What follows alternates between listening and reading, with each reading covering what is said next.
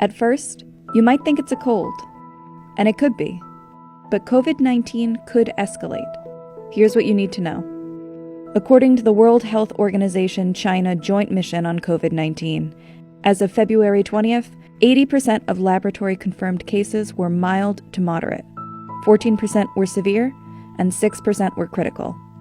Just to be clear, a mild case of COVID-19 is not like a mild cold. The symptoms will still be pretty severe. Anything less than needing oxygen puts you in this category. Severe cases do need supplemental oxygen, and critical ones are defined by respiratory or multi-organ failure. The symptoms, treatments, and timelines of having the disease vary, depending on which category patients fall into.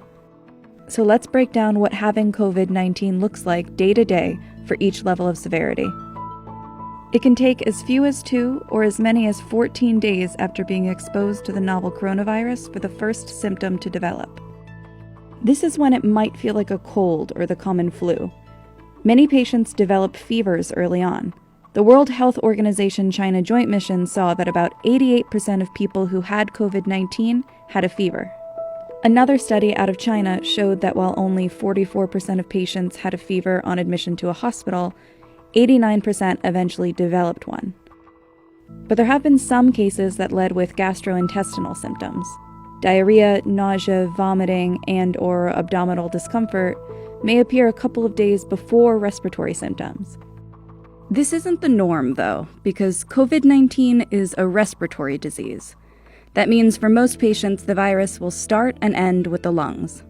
In the early days of infection, the virus invades lung cells. Specifically, this can damage the cilia, the hair-like projections that move around to keep airways clear of mucus and debris.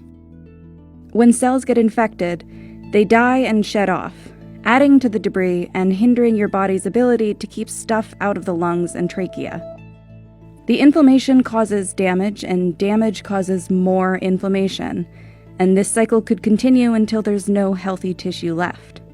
And inflammation might explain why a dry cough is one of the most common symptoms.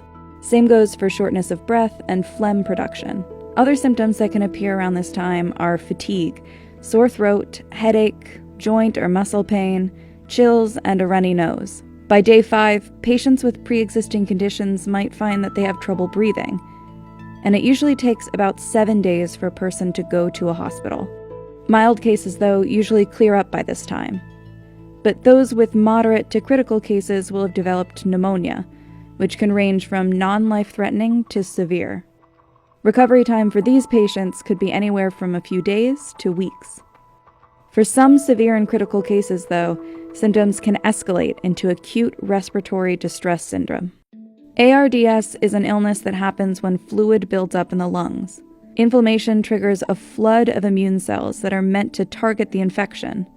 They're usually isolated to infected areas, but sometimes the body goes overboard, which is when the immune cells start killing anything in their path, including healthy cells.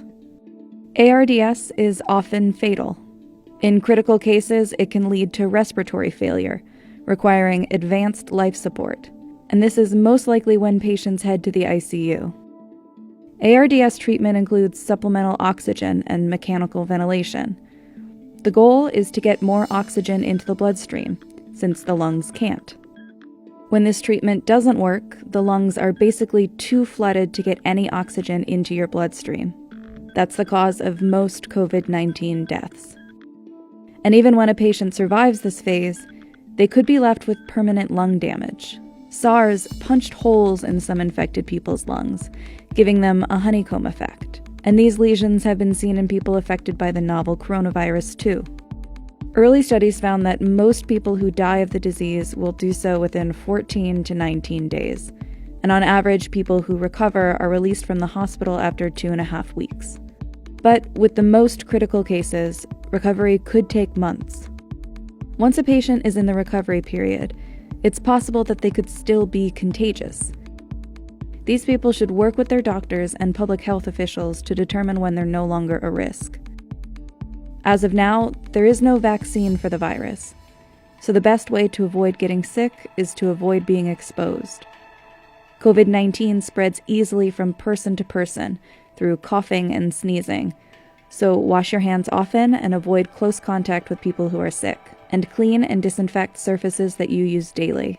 COVID-19 should be taken seriously, but most cases are survivable. So stay home, stay clean, and don't panic.